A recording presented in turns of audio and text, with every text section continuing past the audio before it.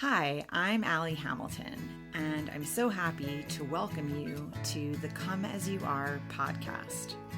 Every week, we'll be talking about some aspect of healing, usually around childhood wounds and complicated familial relationships.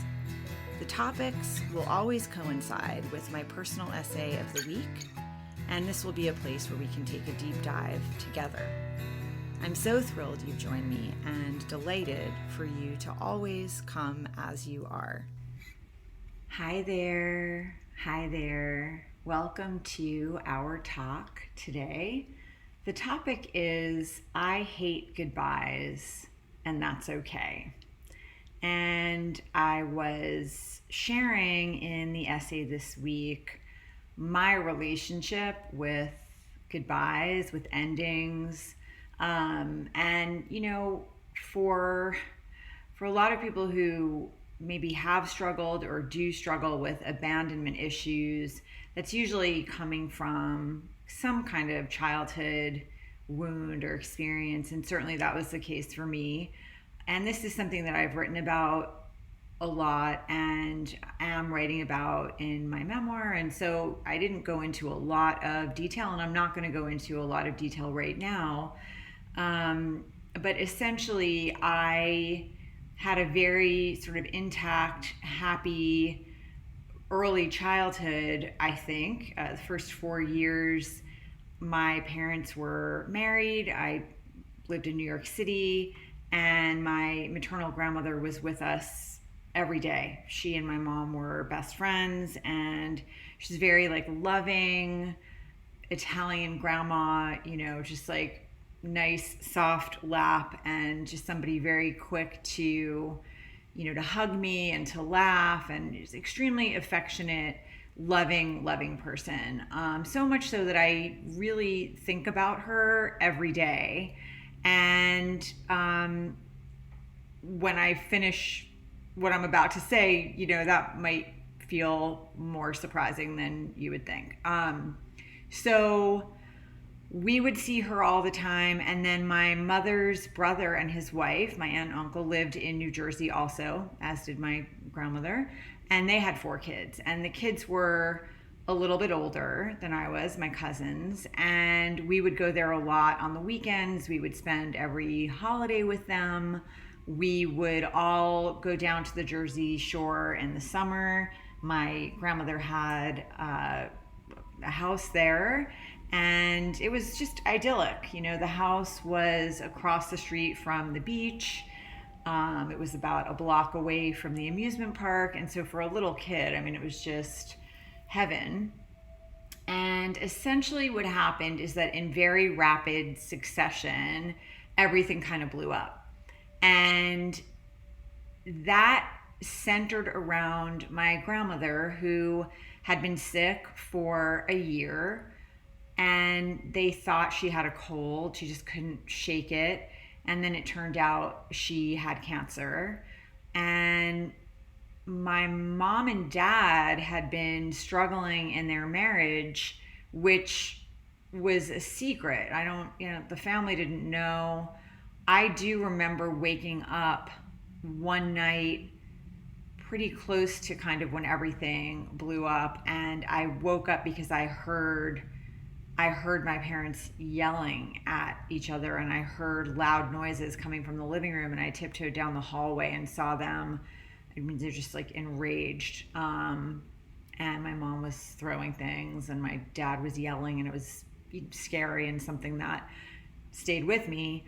And they had been keeping up appearances for my grandmother's sake. My mother did not want her mother to know that her marriage was in trouble, because I was 4, my mom was 28 at the time, and my dad was 20 years older. So I think that for my mom, she'd already had, some convincing to do with her family in order for them to get behind this marriage in the first place. And I think that my dad started an affair when she was 7 months pregnant with me, and she found out when I was 3 months old.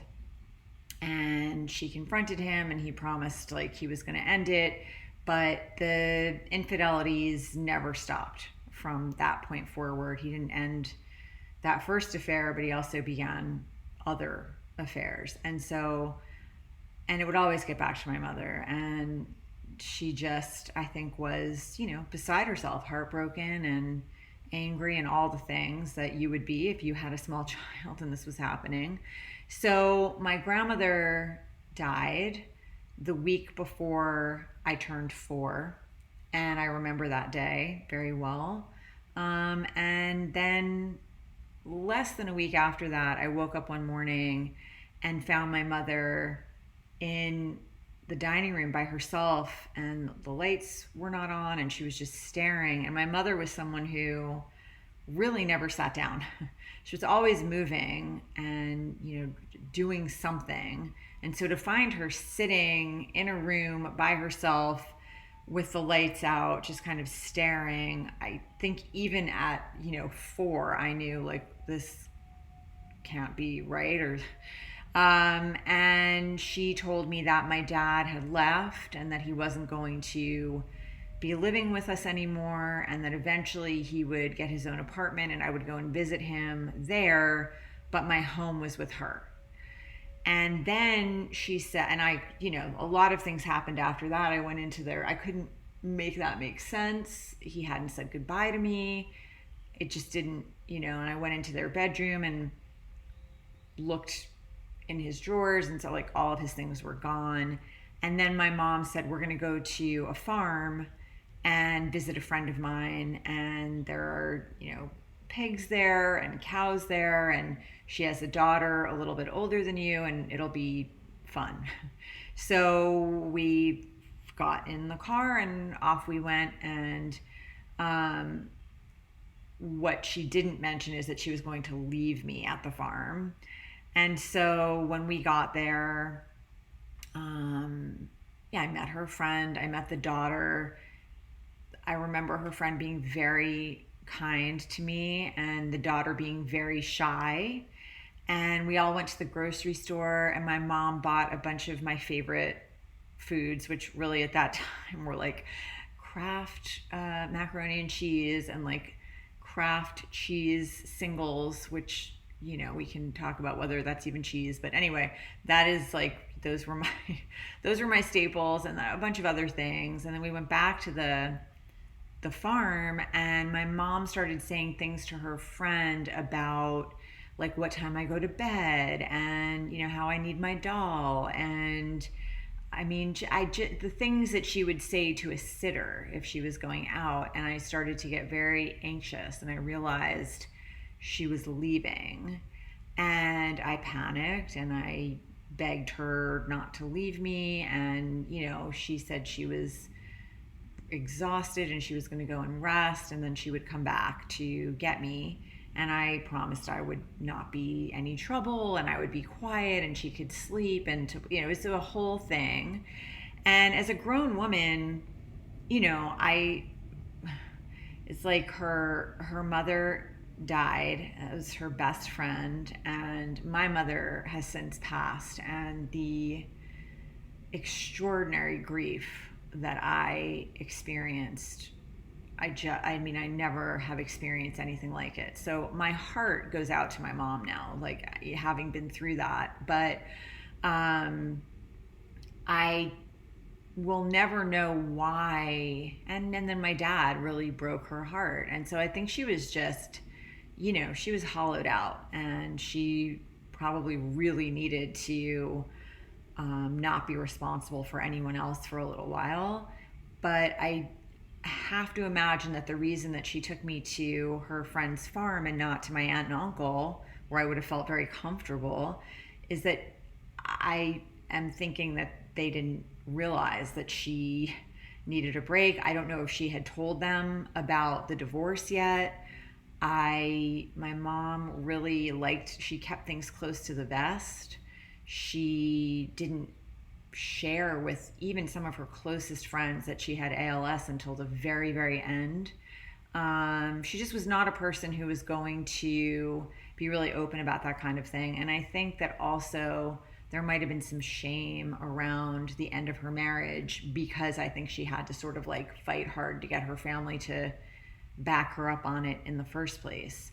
And it was a 7 year, my mom and my dad were together for 7 years, but my dad had an affair with my mom. He had two kids from his first marriage, and my mom was 20 years younger than I'm, very sure that her family was wildly concerned and not in favor of this situation. And then it fell apart. So I suspect that she just felt very uncomfortable around all of that, and the grief and all the other things. So she brought me to this farm.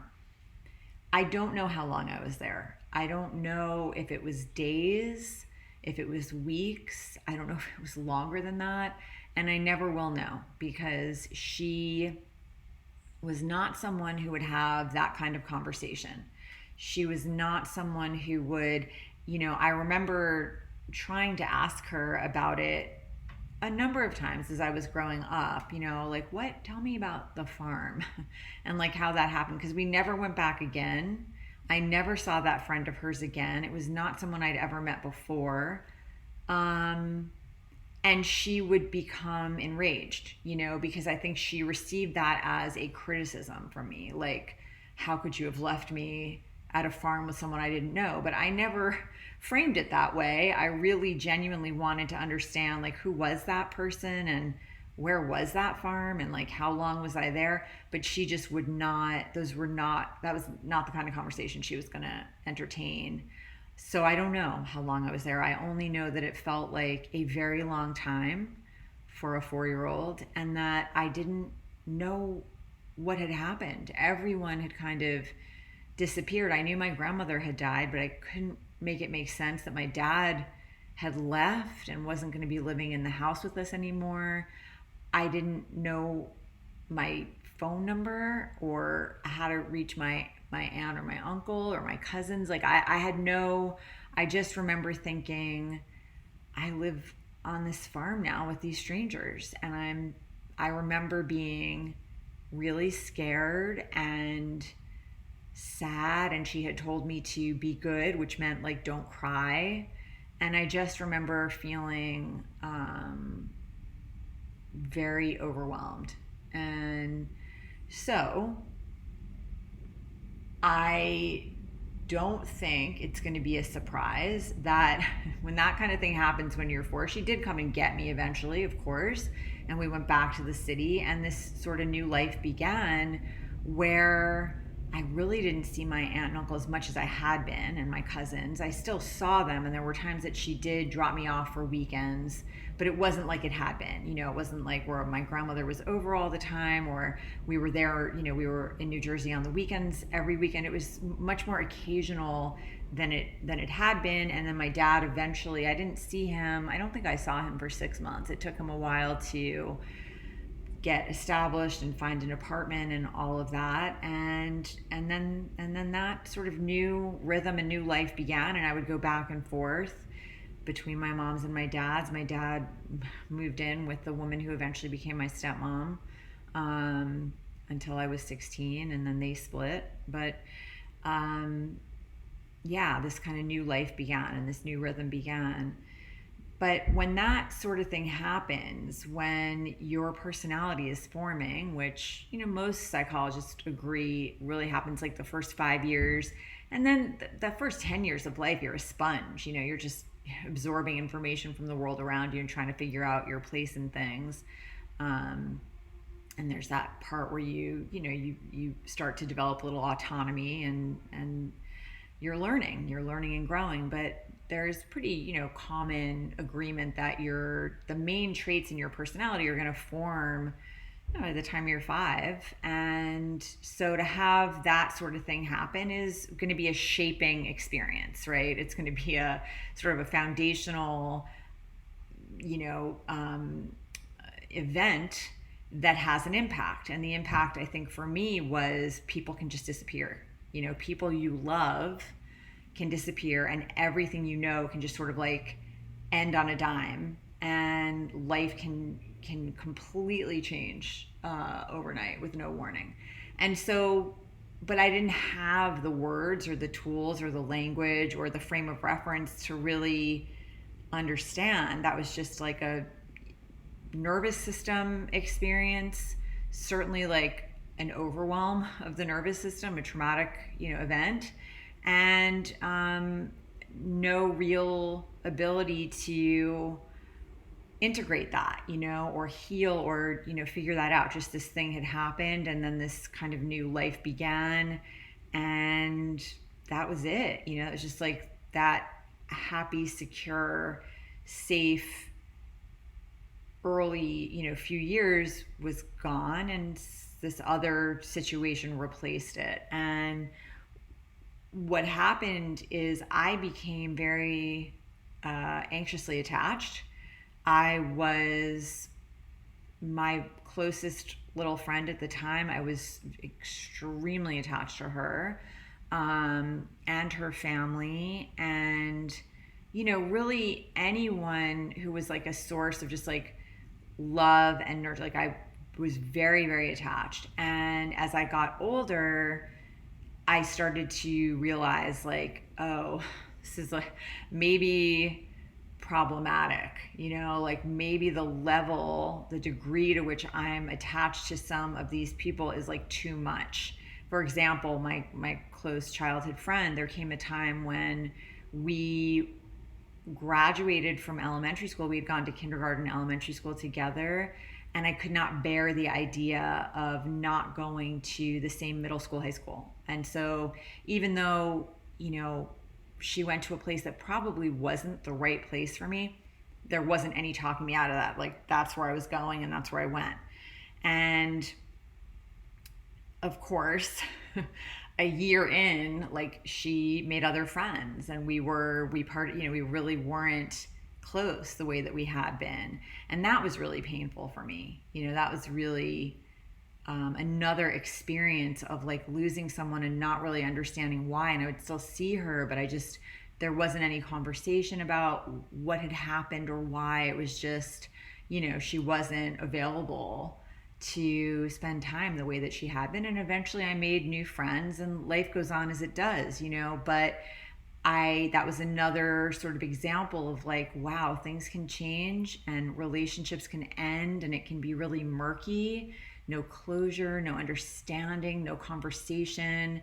And that's really painful for me. It's really triggering for me. And as I got even older, I started to recognize that I had a lot of self-doubt, and some of it was also just around my relationship with my mom and the way that developed. And that's something else that I've talked about a lot and written about a lot, so I'm not going to get into it too much. But she became an alcoholic, and I became like the target of her rage. And so there's a lot of events that kind of happened. And my dad was like, made me his like, wingman, wing child, when he would like go and be cheated on my stepmom. So he would like, we'd be going after school to this woman's house or that woman's house. And then we'd go home to my stepmom and she'd have dinner on the table, and he would lie and say we went to the playground. So there's just a lot of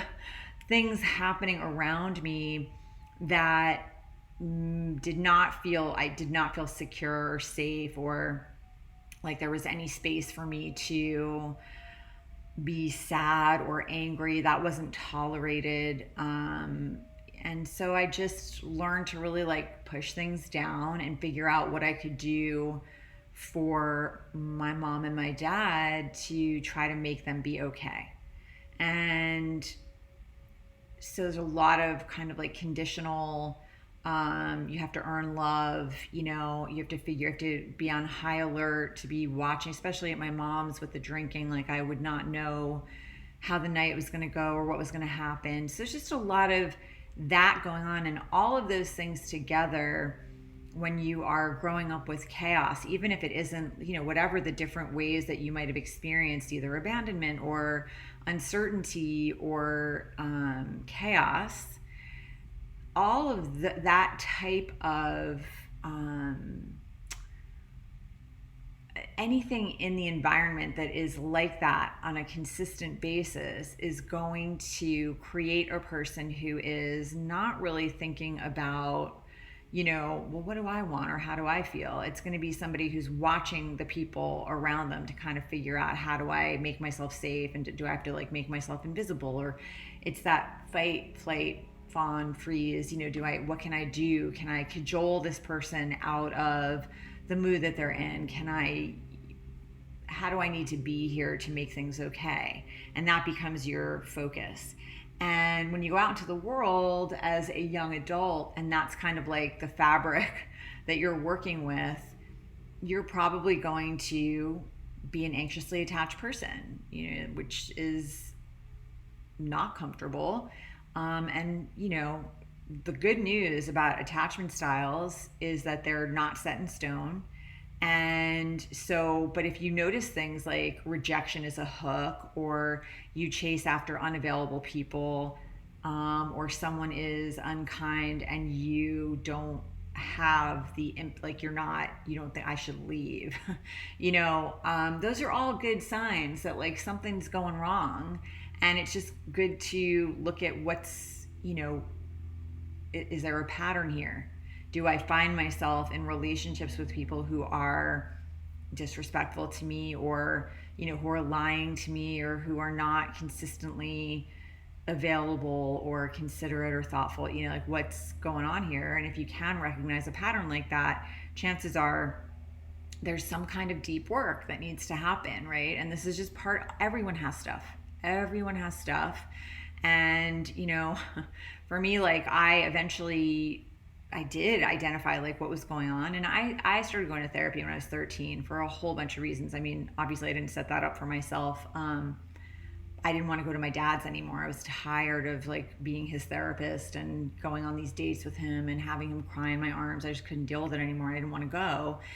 And my mom was willing to back me up because my brother was like 2, and it was great for her because I adored him and was always happy to like babysit and help and do all the things. And so my dad like arranged a therapy session, and I stayed in therapy for a couple of years. And then something just very bizarre happened with this therapist, which, I'm writing about, but I was in and out. Like I went back to therapy when I was 19, and I stayed with that therapist for a few years, and then again in like my late 20s. So I've always been I'm attracted to like I'm always trying to figure out what's happening. Like what's going on, or why is that why is that something that is appealing or a hook, or what's happening? Like why would I not leave in that situation, or what is going on? And I think therapy can be incredibly wonderful. Of course, like anything else, you got to vet carefully and make sure you're working with someone who's really solid. But for me, what I found is that at a certain point, I could identify all of these things. Like I could have told you if we met when I was 20, I probably could have told you, well, I have abandonment issues because like my whole life exploded when I was 4. And so, I get really anxious, like it's hard for me to trust, and it's hard for me to feel secure, and it's hard for me to feel, I could tell you everything, but I couldn't overcome any of it. And I'm like, well, I don't want to be someone I don't want to just accept this, right? Like, oh, I have abandonment issues, and so relationships are really triggering for me, and that's how it has to be because of something that happened when I was 4. That I had no control over. Like that doesn't sound like a good way to go, or like something I should have to accept. And so I was on the hunt for like, how do you actually work through this stuff so it's not kind of like owning you and ruling your life and controlling your decisions and your actions and your behavior? Like what can you actually do? And luckily, thankfully, I walked into a yoga class when I was 20. I had grown up doing ballet. So I was like started when I was 4, and I stopped dancing when I was 16 because it was really that moment of like, do I want to do this with my life? Do I want to like join a company, or do I not? And I knew like this is not what I want to this is not the environment that I want to be in. It wasn't good for me. I already had like type A perfectionist tendencies, and I was already struggling with like, disordered eating and body dysmorphia, and that whole environment for me was not, it just wasn't good. And I knew that on an intuitive level. Even at 16, I was like, this isn't good for me. But I was on the hunt because I really needed that physicality to get out of my head. And I had grown up in the ballet studio after school for hours and hours, and I knew that like I needed that somatic, visceral, like in the body, of the body experience to get out of my head, and I needed something intense. And so I tried all different forms of dance, and I'd go to the gym and I'd go to step classes. This was, the 80s. And none of it was really doing it for me, and in the early 90s. And so I eventually found my way into a yoga class, and I thought it was going to be too easy for me because I thought yoga was like stretching on the floor, and I had all these years of ballet, and it was, flexibility wasn't an issue. And so I sort of like intentionally went to an advanced class, and had my butt handed to me, and became very intrigued with the physicality of that at first. That's definitely what drew me in. But then little by little, the breathing and the nervous system regulation and just the calm, the peace that I started to experience was so new to me that became really fascinating. And the philosophy underneath all of the physical poses, and then I started doing teacher trainings, not because I wanted to teach, because at the time I had a huge fear of speaking in public, but because I really wanted to understand, why is this helping me?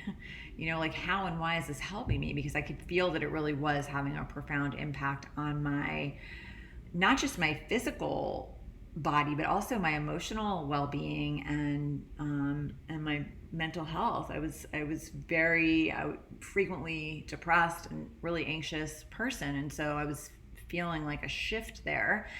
And so that became intriguing for me. And then I began to understand that, it's that whole thing of like, how you do anything is how you do everything. If you are someone who's dealing with fear in your life, you're going to deal with fear on your yoga mat or anywhere else you go.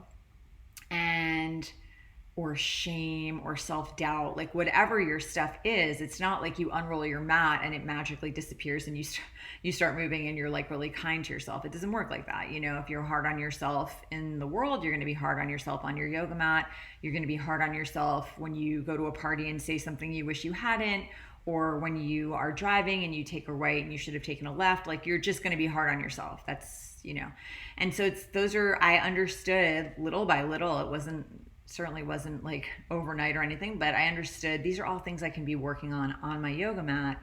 And if I can work with my fear on my yoga mat, then when I'm dealing with fear out in the world, I'll have some tools, I'll have some like muscle memory, but not like your biceps, like, your neural pathways. Like, I'll have some elasticity there and some strength there and some tools to deal with feeling fear and not feeling the need to let it derail, or not even the need to, not having the experience of it derailing me or stopping me, understanding how to like work with it. And in case there's a disconnect there, one of the ways that can occur, that you can start working with your fears, those poses there's an element of like, I could fall. And so if you didn't grow up doing gymnastics, which I didn't, or like diving into pools, which I didn't, inversions can be, scary for people, because you're putting your legs up in the air, your head down, you're balancing on your hands or your forearms or your head or whatever it is, and it can feel very like, wow, I don't know which end is up, or how to balance here, what I need to strengthen, or how can I figure this out. And if you can stay with it, right, and keep working the building blocks and being patient with yourself, and it's that fall down 7 times, get up 8, like if you can just keep working through it and not letting the fear stop you, then you've developed a muscle, so that when you are in a relationship and someone is going on a trip, and you feel this fear come up of like, is it over? Because in romantic relationships in my early adult years, I had so much of that, like no trust. And of course I'd watch my dad cheat on everyone. So I just had this story in my head, like everyone cheats, everyone leaves. And if somebody would go away, I would think, well, they're definitely going to like cheat or leave, or maybe it's over.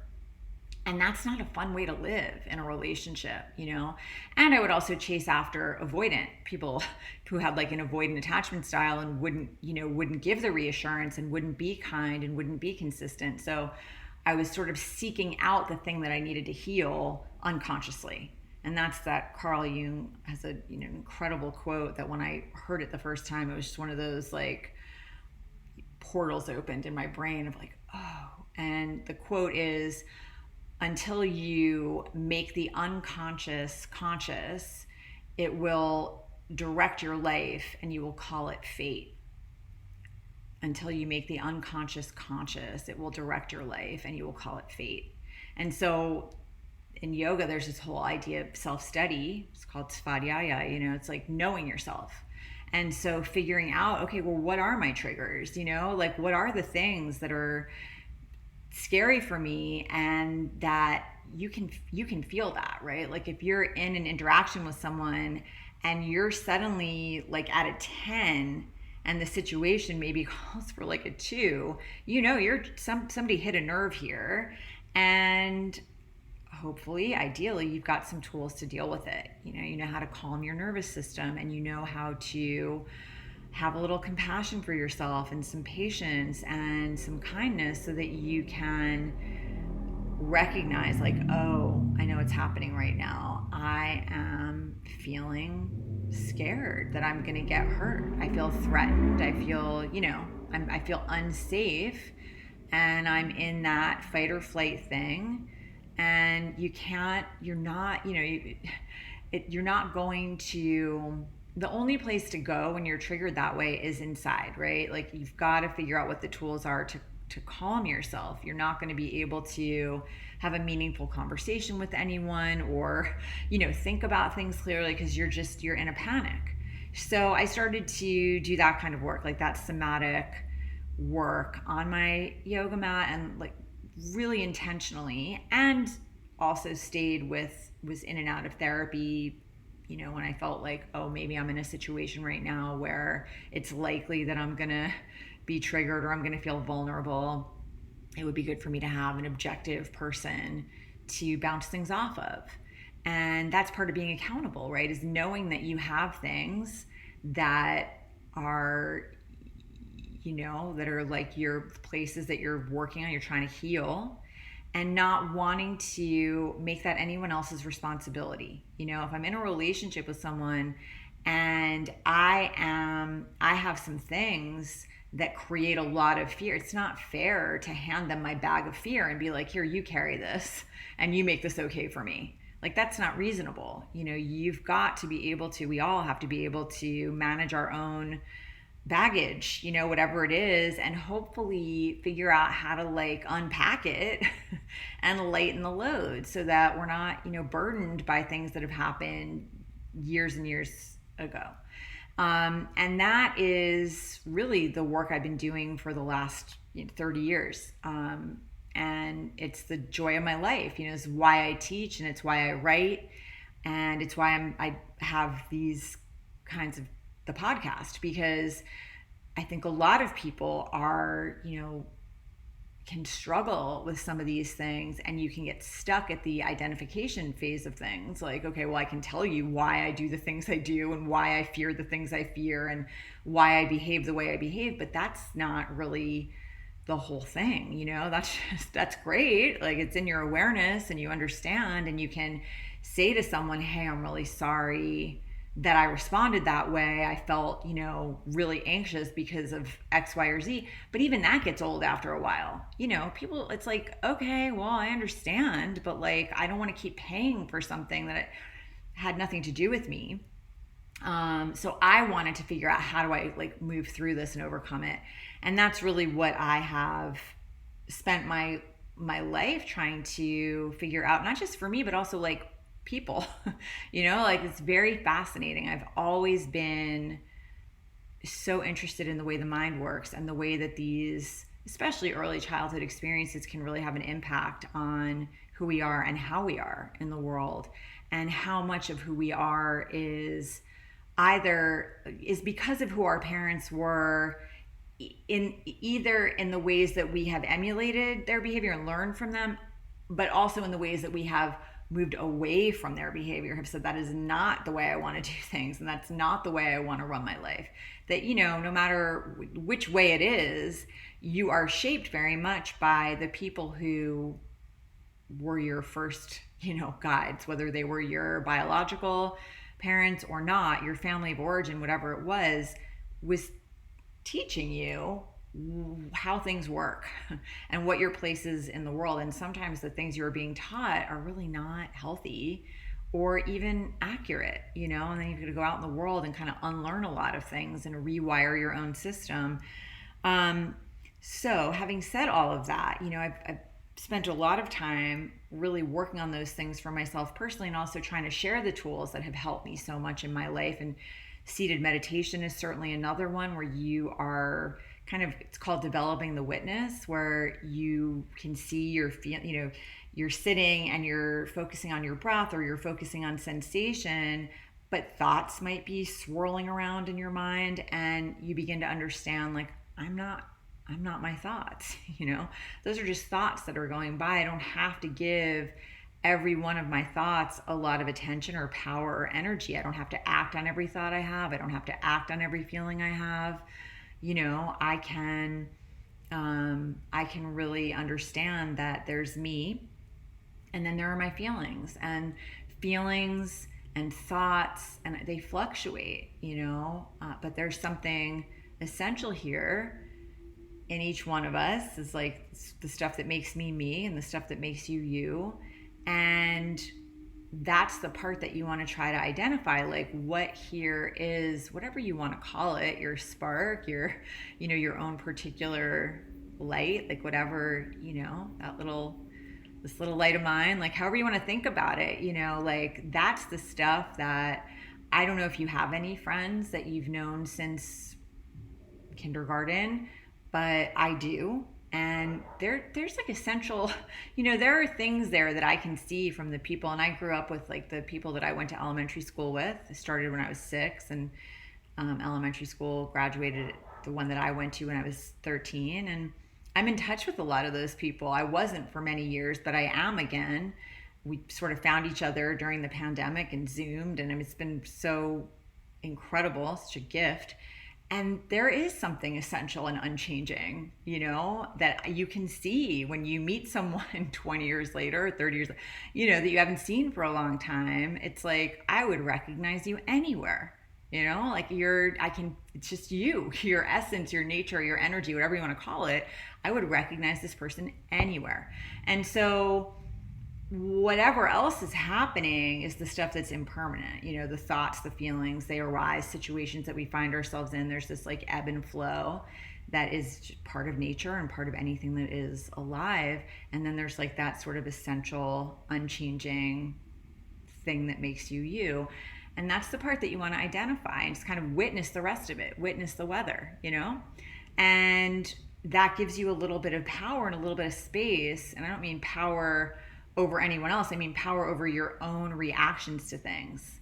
So that if something in your environment does trigger you, you have a little space between the event and the way you're going to react to it. And hopefully what you're going to do is, instead of reacting, you're going to become more responsive.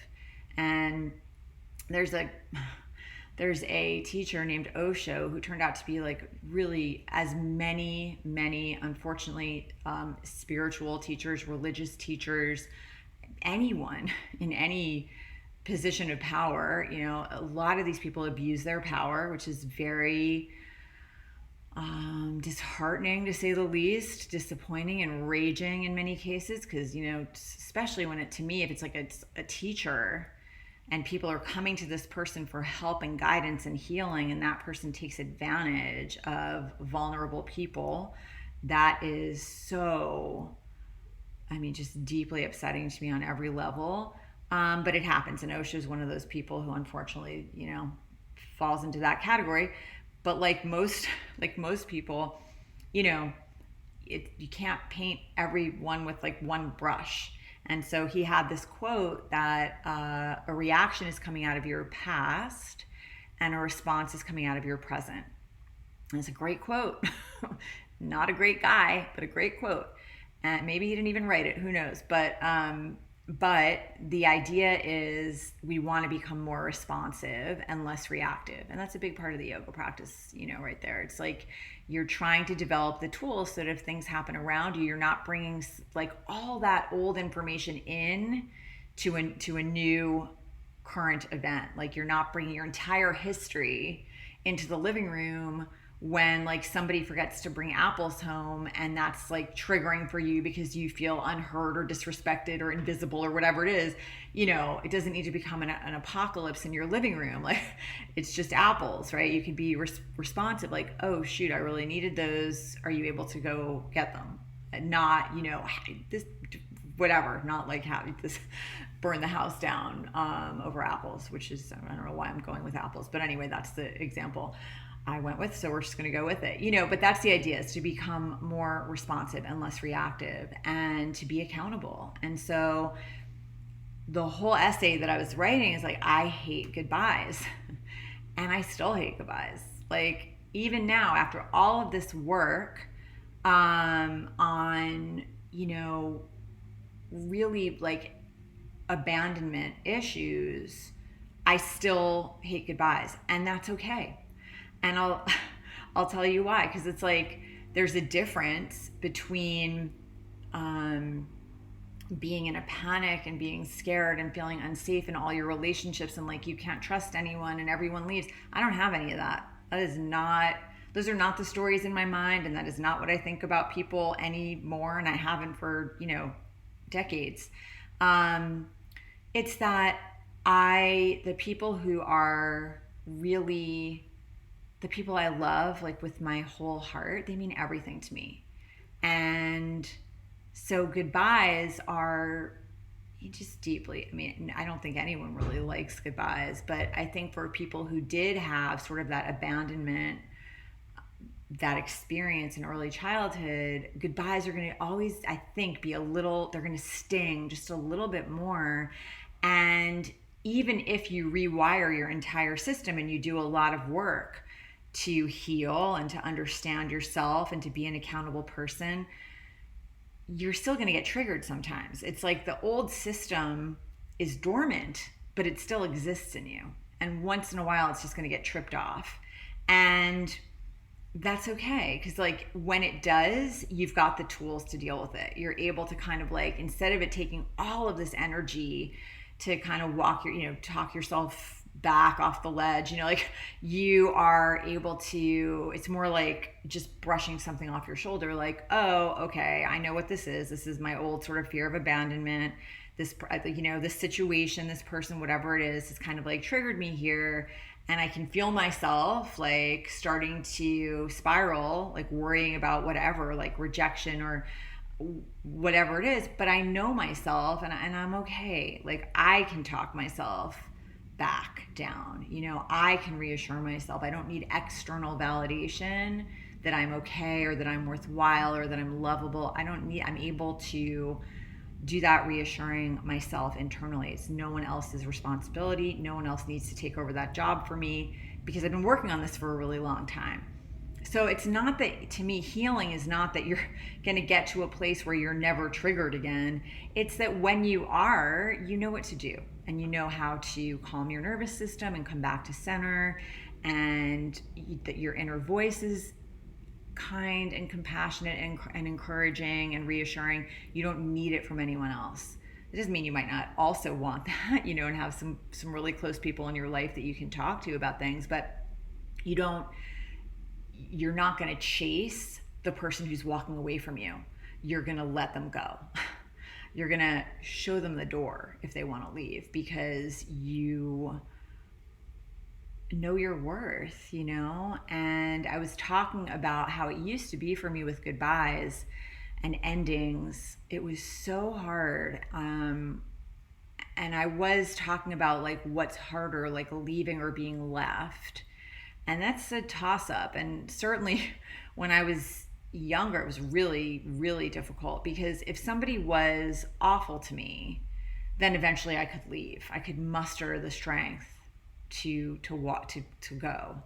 But it was hard, and it wasn't, you know, there were so many, like I had my first relationship when I was 17, 17 to 20. I mean, there were so many times I should have left and didn't, because I just didn't have the strength, didn't have the level of self-esteem, self-compassion, self-respect. I just didn't have those things yet.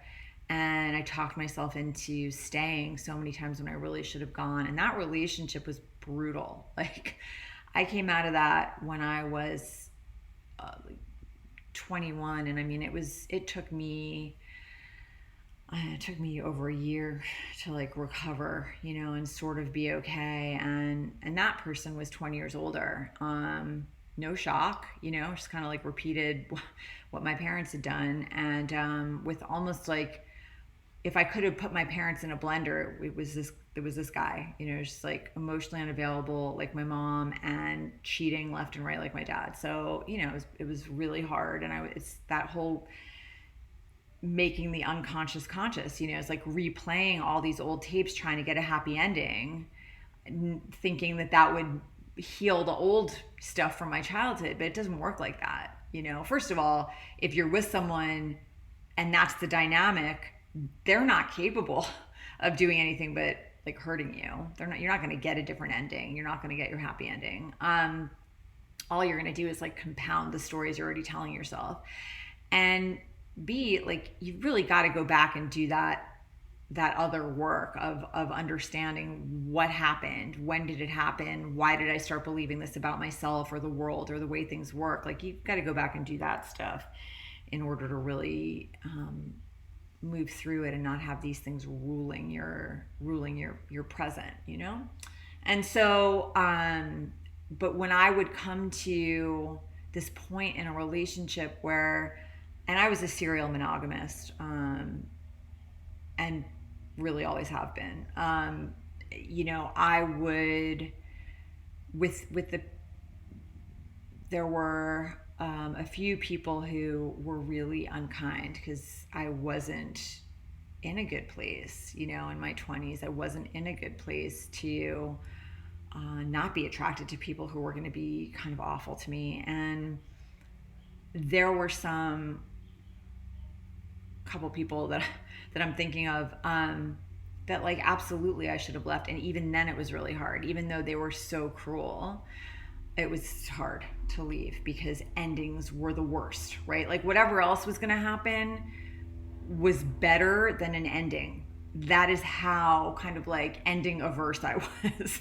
And the people that were nice, I mean, that was in some ways even harder, because it didn't occur to me, or it didn't feel okay to me to hurt someone just because I wasn't happy in a relationship. I didn't understand relationships are supposed to be a source of joy or inspiration or growth, or, you know, I didn't understand that. I thought relationships, like my job in a relationship is to help and to fix and to soothe and to try to earn love. That's what I thought a relationship was. So it took me time to figure out, wait a second, like, it should be fun.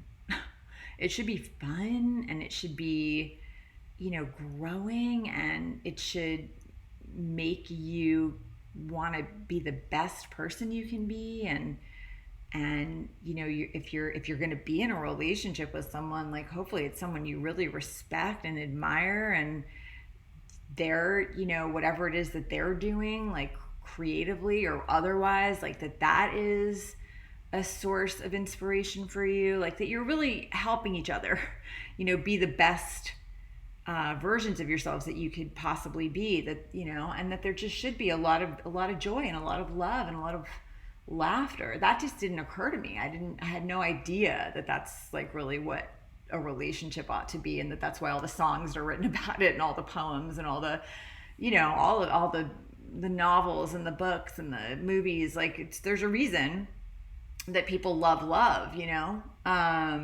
but I didn't understand that.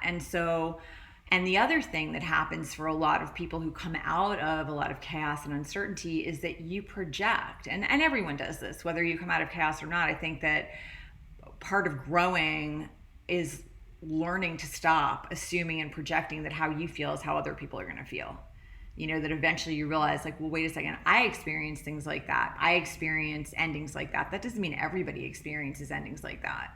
Or, I know how I would feel if somebody left me. And so I'm assuming and projecting if I leave this person, they're going to be devastated the way I would be, but they might not be, because they may have much better self-esteem, or, they might just intuitively understand, or understand from having seen it growing up, that a relationship needs to go both ways. And if it isn't, then it isn't the right relationship. There are people who have a different background and a different understanding of things. And so you can assume and project that people are going to feel the way you would feel.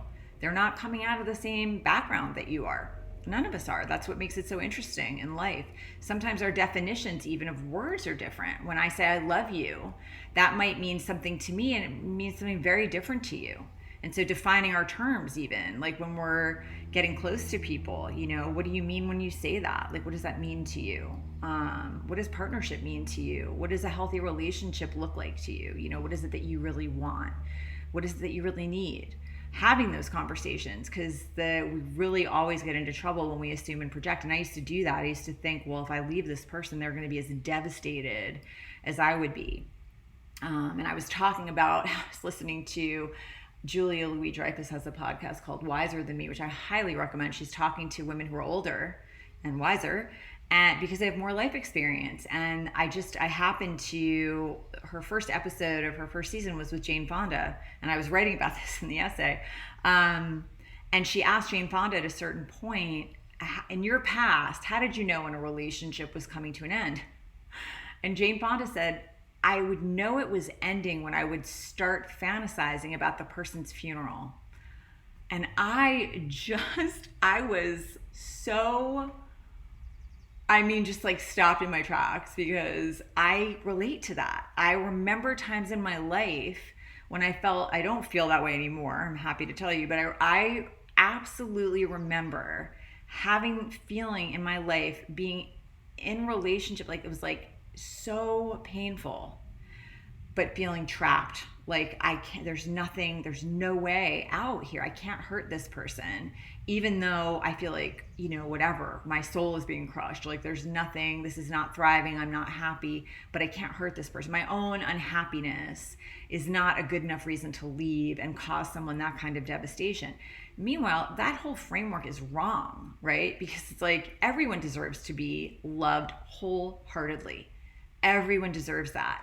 And pity and fear, those are just extremely poor placeholders for wholehearted, all the way love, And so your pity and your fear of hurting someone and your fear of leaving and being the bad guy, that's not a good trade-off for somebody. No one deserves that. Like, oh, I'm going to stay.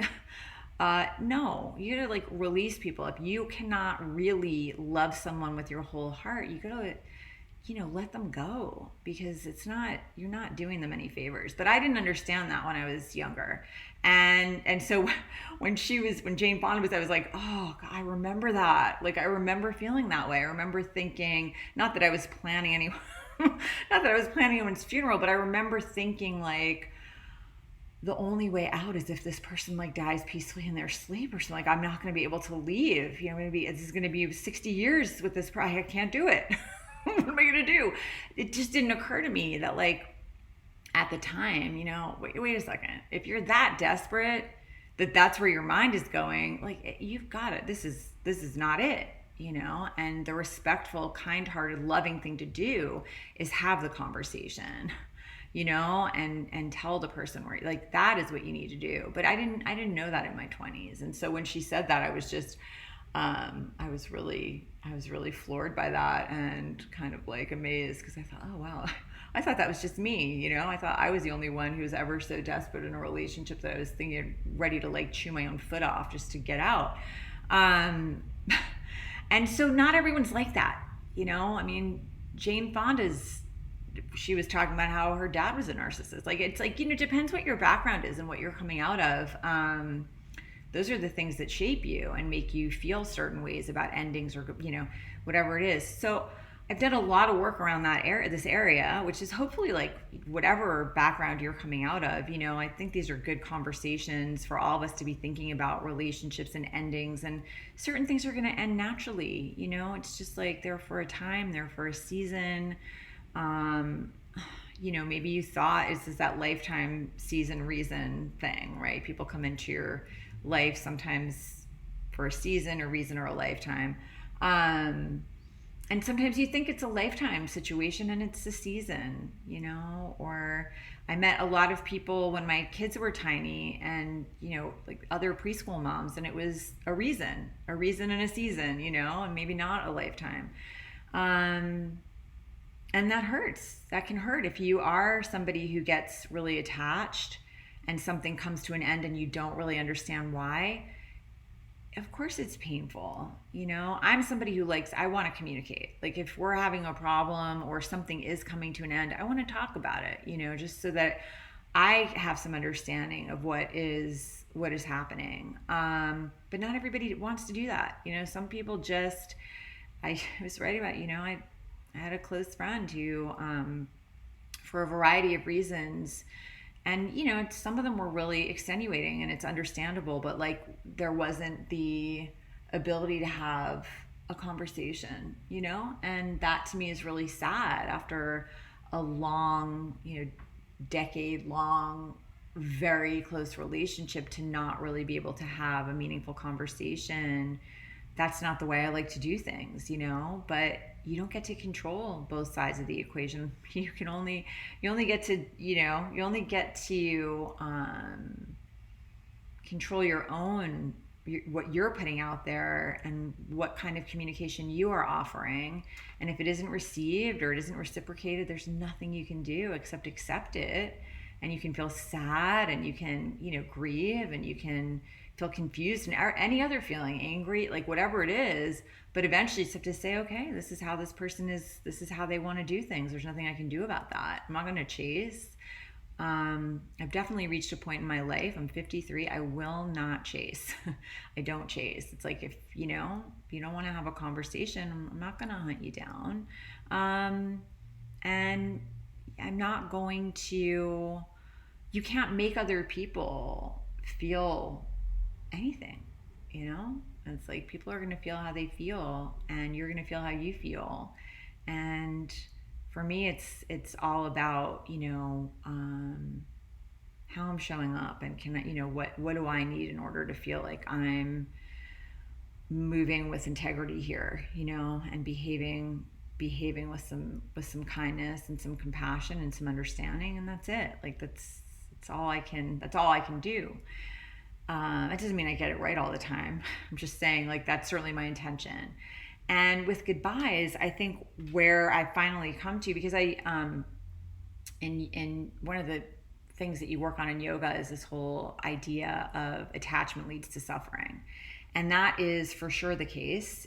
You know, when you're attached to people, if they suffer, you're going to suffer, you know, especially if you're talking about like really close people in your life.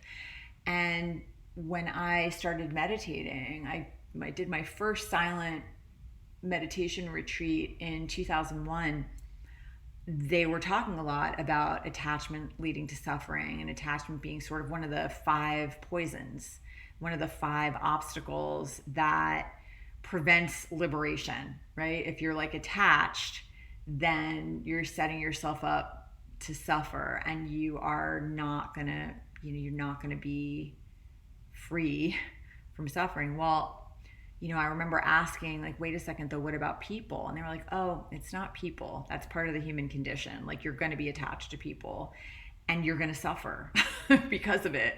So unless you're moving to a cave and you're leaving society, if you're in a family, you're going to be attached to people. And if they are hurting, you're going to hurt, and if they, I mean, when my mother died, it's just the grief. I mean, the grief was, it's still, I could start crying right now. I don't want to, but I could, easily. So it's like, that's part of the equation of loving people, is being vulnerable and understanding we all have expiration dates and we don't get to know when they are and how much time we have.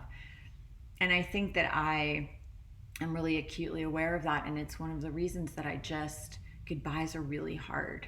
Like I love the people that I love all the way. And I'm not talking about goodbyes like at the end of the night. I'm saying if someone exits my life, or I come to a point in time where I feel like I have to exit this person's life, it's brutal. It's brutal. Like it's one of my, it's one of the hardest things. It's a practice for me. And that doesn't mean that it hasn't gotten, somewhat easier over time. Like, for example, the friend I was talking about, I think it's a loss and I'm sad, but I'm also in acceptance about it. And I'm in acceptance about it a lot sooner than I would have been maybe 10 years ago, So there's certainly growth there and all of that. But even like the smaller goodbyes, I have people, I grew up in New York City and I live in California. And even when I leave someone I really love and I don't know when I'm going to see them next, it hurts. It hurts because I understand that you can't take things for granted. And, it's really easy to think that, okay, well, if I'm saying goodbye to like my older parent, then it's reasonable to wonder if I'm going to see them again. But I hate to say this. The truth is, it's anyone. You just don't know. None of us, we don't know. And because we don't know, you just don't want to take anything for granted. And I think that's why when I say goodbye to people who really mean something to me, like who really, they have my heart, it's like, it hurts and it's hard. And I think it's okay. It's like, it's an expression of love. The amount that it hurts to say goodbye is like, it's just part of recognizing that life is fragile and we don't know. And when you love people, like really love them, it is, goodbyes are, it's okay if they hurt. It really is. It's okay. And so that's what I'm going to leave you with.